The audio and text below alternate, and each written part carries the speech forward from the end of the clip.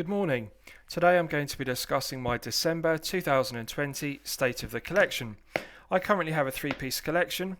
On the left we have my modified Pagani Design PD1661.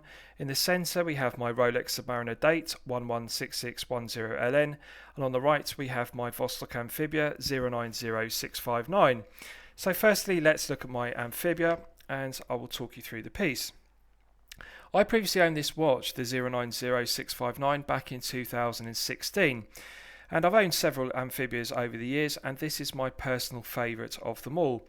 Now, back in 2016 I wore this piece on a 22mm strap code Super Oyster bracelet, which is now called the strap code Super Oboya, and that was a very satisfying piece to wear, and after selling the watch I regretted it. And I owned several Amphibias after that, but this was the one that I always regretted selling, and I deliberated on buying it again. Now, the general consensus with regards to watch collecting is that one should never buy the same watch again. If you own a watch and sell it, you shouldn't buy it again because you will regret the purchase and you will inevitably end up selling it once again. I disagree with that. I think that you just simply buy the watch that gives you the maximum feel-good factor, regardless of whether you've owned the watch previously. If you enjoy a watch and you regret selling it, buy it again, enjoy it again. So this time I decided to do something different. I haven't fitted it onto a strap code bracelet. I've decided to put it onto a Barton Elite rubber strap. Now, my taste in watch heft has changed. Back in 2016, I liked to wear watches with wrist presence and heft, and I liked large diameter cases. So I went through a phase of, for example, buying Steinhardt Ocean 1 42mm because I thought that with an 8-inch wrist, a 42mm case would give me the heft and the wrist presence I was looking for. But my taste has now changed. I actually prefer 40mm cases now, and I prefer to wear watches on NATO and rubber straps because of lack of heft and therefore more comfort. So this Barton Elite rubber strap really does change the feeling of this piece on the wrist. I like the fact it has a textured finish on the top side, which is very aesthetically pleasing, and on the underside it is completely smooth. So it's a very comfortable strap to wear for long periods of time, and I also like the quick release spring bars, which make changing the strap very easy. So as you'll know from my review, I consider the folded link stainless steel bracelet that this watch comes on to be abhorrent. It's rubbish, and really I highly recommend that you use a Barton Elite strap if you buy this piece. And I think the 22mm lug width of the Barton Elite strap really does perfectly balance the 40mm tonneau case. So I'll give you a wrist shot and you can see how it fits on my wrist. Now, as you'll know from my previous reviews, I consider 48mm to be the sweet spot when it comes to lug-to-lug measurement. 40mm diameter and 48mm lug-to-lug is sublime. It really is the ultimate lug-to-lug measurement and case diameter for all wrist sizes. Irrespective of whether you're a collector with a 6 to 7 inch wrist or a 7 to 8 inch wrist, really 48mm cannot be beaten. The tonneau case shape curves perfectly around the wrist. Very snug fit when worn on a 22mm strap, as you can see. Now, I've decided to order a navy blue Barton Elite strap because I think that would further enhance the piece. I do like the black Barton Elite strap, but I think that a navy blue Barton Elite would better complement the blue sunburst style, because in low light conditions the sunburst style looks navy blue, and then in direct sunlight or bright lights it looks more like an electric blue. It has a metallic finish, so the dial changes from dark blue to light blue, and I think the navy blue strap would better complement that blue sunburst style. So I'm looking forward to fitting the navy blue strap to the piece when it arrives. Now I just want to show you a feature I really like about Barton Elite straps, which is something that other rubber straps don't have. There's a keyhole in the end of the strap, a cutout section, and that engages with a tooth on the inside of the second keeper, as you can see. And the purpose of the key and the tooth is to prevent this second keeper sliding off the end of the strap, which is very annoying. It's often the case that when one's wearing a rubber strap, the end of the strap comes out of the second keeper, the keeper moves, and the end of the strap flaps around. So one has to keep tucking the end of the strap into the keeper and keep pushing the keeper back up. So I really like that design characteristic of the Barton Elite, the cutout keyhole in the end of the strap and the tooth inside the keeper. Very well executed strap, very good attention to detail, a nice thick heavy gauge of metal to the brushed satin finish buckle and tang. Really, with rubber straps, it's a case of one gets what one pays for. And yes, one can buy less expensive straps on AliExpress, as I've discussed, but I really think that the Barton Elite strap is the best strap money can buy.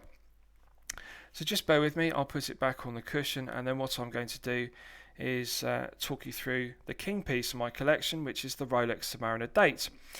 Now, I first bought my first Submariner 22 years ago, which was the 140-60M no date Submariner, and that really was the watch that sparked my interest in watch collecting. And over the years, I've owned several Rolex Submariner dates. Prior to this Submariner dates, the 116610LN, I owned the no date version, which is the 114060. Prior to that, I owned a Hulk, which is the 116610LV. The LV denotes lunette verte in French, which is green bezel. And prior to that, I owned a two-tone version in roll saw and oyster steel, which was the 116613LN. And the LN in the reference denotes lunette negro, which is black bezel. Now, I can honestly say the two-tone version of the Submariner date, which I owned back in 2018, was the only Rolex Submariner date I regretted buying, and I owned it for a short period of time and then I sold it because I made a mistake, and I didn't realise my mistake until after I purchased it. It had 18 karat gold solid centre links and also 18 karat gold in the centre of the glide lock clasp. And after buying it, I immediately realised that the 18 karat gold roll saw that Rolex use in the two-tone Submariner is incredibly soft. One could easily scratch it with a thumbnail, for example. That's how soft it is. And the problem with it is it shows up a lot of micro scratches on the bracelet centre links and also the centre of the glide lock clasp because it's polished to a mirror finish. And really, it's a completely impractical material to use on a dive watch, to use 18 karat gold. Too soft, and polishing it into a mirror finish is completely impractical. The other thing is it makes polishing out scuffs and scratches in the bracelet very difficult because there's a contrast. With the two-tone version, the centre links are mirror polished. The outer oyster links are oyster steel, so they're brushed satin finish. So one has to mask up the outer sections of the glide lock clasp and the outer sections of the oyster steel bracelets in order to mirror polish the centre section, which is 18 karat gold. So I just decided the watch didn't give me feel-good factor because it annoyed me, the fact that it was so soft and it kept scratching on the 18 karat gold. So I used to have to keep covering it up with a shirt cuff or the sleeve of a jumper that I was wearing, so I couldn't really relax and enjoy it. So after that, I bought the Hulk, which was a very good investment piece, and I gained a good profit on it. But again, I couldn't really relax when I owned the Hulk because the value of the Hulk was increasing rapidly, and therefore I was conscious of the fact that any damage to it, scuffs and scratches, would devalue the piece as an investment piece, and therefore I couldn't wear it daily and enjoy it. So I sold my Hulk, gained some profit on it, and then I purchased the no-date version of the Submariner, the 14060. Now, I did enjoy wearing that, and I got good feel-good factor from it, but then I started to realise that I wanted a date version because I used to dislike the Cyclops magnifier on the sapphire crystal, but then I actually began to like it, and I realised that this 116610LN was the watch that I really wanted, and so I sold my no-date Submariner and I bought this. And it then became discontinued, so I bought it at the right time in June 2020. It's now been discontinued and succeeded with the 126610LN. Now, I think Rolex have made several mistakes with the new piece, the current version, because they scaled up the case diameter from 40mm to 41, and they also scaled up the lug width from 20 to 21. And the other thing they've done is they increased the thickness of the bracelet. This one tapers from 20 to 16 at the glide lock clasp. It now tapers on the new one from 21 to 18, so it's more straight and parallel rather than being tapered. So really, I think the proportions are incorrect on the 126610LN. I think that this super case has better proportions. 40mm really is the classic Submariner date case diameter. The 48mm lug-to-lug measurement is sublime. It cannot be bettered. It really is the perfect lug-to-lug measurement, as I've discussed. And I really think 20mm with a 40mm case is perfection. So what they should have done was keep the super case and simply slim down the lugs and retain the 20 to 16 taper on the bracelet and retain the proportions of the glide lock clasp. So I'll give you a wrist shot and you'll see how it fits on my 8-inch wrist. Now, another notable upgrade is they've upgraded the caliber 3135 used in this piece to the caliber 3235, and I think that was a good move. They redesigned 90% of the parts in the caliber 3235, so it's a more efficient movement, and therefore it upgrades the power reserve from 48 hours in this 3135 to 70 hours, so notable improvement. The main increase in efficiency comes from the redesigned chronology. They skeletonized the pallet fork and therefore it's lower friction, it's lighter and more efficient. So more efficient chronology. The other thing they did was for the caliber 3235, they developed a new high performance lubricant which has the effect of extending the service interval from 5 years to 10 years respectively. So better performing lubricants, lower friction, lighter components in the caliber 3235 is a technically excellent movement. However, I prefer the 3135 because it is a more reliable, well-proven movement. It's been used for a longer period of time and therefore it is considered to be very durable. So I like the architecture of the caliber 3135, although it has a lower power reserve of 48 hours and although it's not as efficient and it has a 5-year service interval rather than 10, I think that it's a more proven movement and therefore I like the heavier parts. I think that they are going to be more durable and therefore last a longer period of time. The problem with the caliber 3235 skeletonized and lighter components is that the question remains, is it going to be as durable, particularly when it's run for 10 years without changing the lubricant? Some could argue that the new high performance lubricant extending the service interval to 10 years is a positive because it means the collector only has to service the piece every 10 years rather than every 5. But however, I think it's unknown if one is going to have to change more parts because there being more wear in the movement because it having been run for an extra 5 years with dirty lubricant.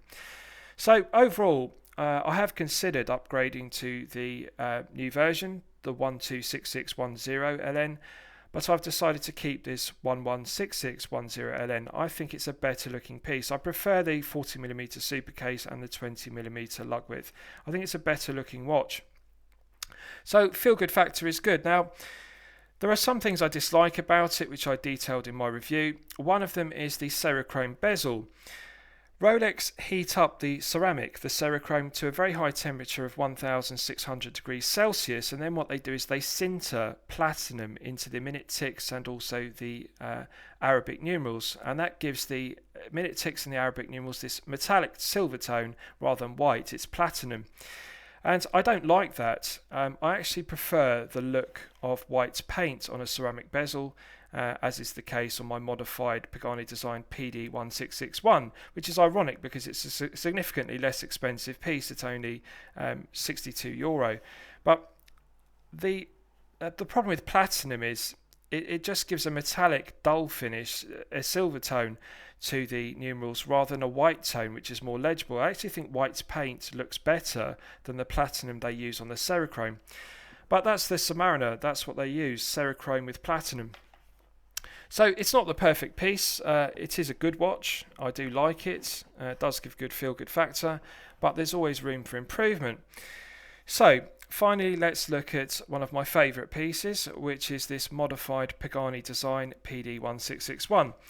So I bought this as a Kermit. It had a green ceramic bezel, and what I did was I used acetone to remove the ceramic bezel insert. If you soak the watch face down in acetone for 1 hour, it dissolves the adhesive ring underneath the ceramic bezel insert, and therefore one can just peel it off the watch case without damaging the bezel.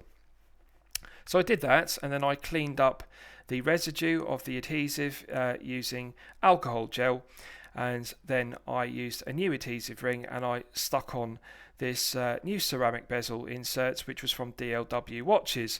So as you can see, it's a mil-sub style ceramic bezel insert. It has 60-minute ticks, and I decided to create this homage to the 5517 mil-sub. Now, it's not finished. I'm waiting on a set of mill-sub sword hands to come from Yaboki's in Hong Kong. But in the meantime, I decided to show it to you. And the other thing I did was, after removing the ceramic bezel inset, is I removed the Cyclops magnifier from the sapphire crystal.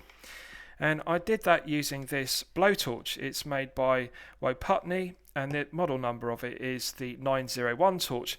So this is available on Amazon. Inexpensive to buy. It's powered by butane lighter fuel. One can press in an aerosol can of butane to fill it up. And it's very effective because it has a very fine point flame which one can adjust. And what you do is you use that blowtorch on the Cyclops magnifier. You hold the flame on for 20 seconds. And the Cyclops magnifier will then pop off the sapphire crystal without any damage. Now, the one word of caution I'm going to give you is before you heat up the Cyclops magnifier using a butane blowtorch, remember to unscrew the crown and pull it out fully. And the reason why you do that is it allows the warm air inside the watch case to escape via the crown tube. If you don't do that, what will happen is the warm air inside the watch case becomes pressurized and it will need to escape. So what happens is it blows the crystal out of the watch case and you'll need to press it back into the watch case after it's cooled down using a crystal press. So if you unscrew the crown and pull it out fully, that will depressurize the warm air inside the case and avoid it pressurizing and blowing the crystal out. This is exactly the reason why dive watches such as the Omega Seamaster, the Planet Ocean and also the Sea Dweller have a helium escape valve, because helium molecules expand and therefore blow out crystals in the absence of a helium escape valve when the diver comes up to surface and depressurizes. So just simply unscrew the crown, heat up the Cyclops magnifier for 20 seconds and it will just pop off the sapphire crystal, and then you can remove any residue of the adhesive from the sapphire crystal using acetone or alcohol gel. I just used alcohol gel rubbed on the sapphire crystal and a cotton cloth and I rubbed it off. So I actually prefer the look of the flat sapphire crystal without the Cyclops magnifier, and I like the sloped profile of the ceramic bezel insert. I think it complements the flat sapphire crystal. Now, the other thing I want to show you lastly is the NATO strap I used. This is a CWC NATO strap. As you can see, it's laser engraved on the stainless steel buckle with CWC, and that stands for Cabo Watch Company. So this is made to British Ministry of Defence specification. What you'll notice about this NATO strap is there is no stitching whatsoever. Usually NATO straps stitch the keepers into the strap to stop them sliding around, but as you can see there are no stitches either side of these stainless steel keepers. The Ministry of Defence specified that their NATO straps to be used on the Submariner, the 5517 mil sub, and also the Omega Seamaster M300, the military 300, and lastly the CWC RN Diver. The NATO straps weren't to have any stitches, they're welded. So the two pieces of the NATO strap are welded together rather than having stitches. As you can see on the underside, there are no stitches, it's completely welded. So it's more durable. Now, another specification the British Ministry of Defence made with the 5517 mil sub was that the spring bars were to be welded into the case so that they would be more durable. And the idea behind using a NATO strap on the piece was that if one of the spring bars broke and the diver was wearing it, the watch case would still be held onto the diver's wrist, because the other spring bar would hold the NATO strap, the case, to the wrist. So they decided to use welded spring bars welded into the case on the 5517 mil sub rather than using removable spring bars, and they also decided to use NATO straps without stitching. They're welded for more durability. So I bought this NATO strap from CWC and I'm absolutely delighted with it. I'll give you a wrist shot and you can see how it fits on my wrist. Now, because it's designed to be used on the military issued piece, the RN Diver, which is still issued to the SBS Regiment, the Special Boat Service, as you can see, it has a good length which suits my 8-inch wrist. It's designed to be fitted around a wetsuit, so obviously they allow for extra length on the strap to allow for that, and as you can see, plenty of length for my 8-inch wrist. and it really does enhance the Pagani Design PD1661 because it has the 40mm case, same lug profile as the Submariner Super case, which I just showed you on my Submariner date, and wearing it on a NATO strap really makes it very comfortable to wear for long periods of time. 20mm parallel strap very nicely balances the head of the piece, and I really like the minute ticks on the mil-sub ceramic bezel inserts and also the flat ceramic bezel, sapphire crystal rather than having a Cyclops magnifier. I think that it's just very aesthetically pleasing. I'm really looking forward to having the mil-sub sword hands from Yabokis on the watch. I think that will finish it to perfection as an homage to the 5517 mil-sub. So really like it, and it's a piece that I really enjoy wearing, and I enjoy wearing it as much as my Vostok Amphibia and also my Rolex Submariner date. So just bear with me, I'll put it back on the cushion and I'll surmise my collection. So which piece do I like overall the best? Well, it might surprise you that the king piece in my collection isn't actually my favourite piece. It's the most expensive piece, but it's not my favourite. My favourite is actually my least expensive piece, which is my Vostok Amphibia 090659 that I showed you at the start of the review. 3 lovely pieces, and I enjoy wearing them. I rotate them daily on a daily basis, but the funny thing is I actually enjoy wearing my Amphibia 090659 more than the Pagani Design and more than my Submariner date. The tonneau case shape and the iconic 1967 dial design with that blue sunburst dial, they're just so aesthetically pleasing that it's my favourite piece. So it's ironic that sometimes the least expensive piece in a 3-piece collection can give the greatest feel-good factor rather than the king piece, which is the high-tier piece, the most expensive. And that's something I think you should consider as a collector. Spending more money on watches doesn't necessarily equate to more feel-good factor and more satisfaction. Sometimes the least expensive piece can give the greatest satisfaction, and I think that's something that all collectors should be mindful of. So I hope you've liked my discussion of my 3-piece collection. Please feel free to post your own comments below the video. Thank you very much.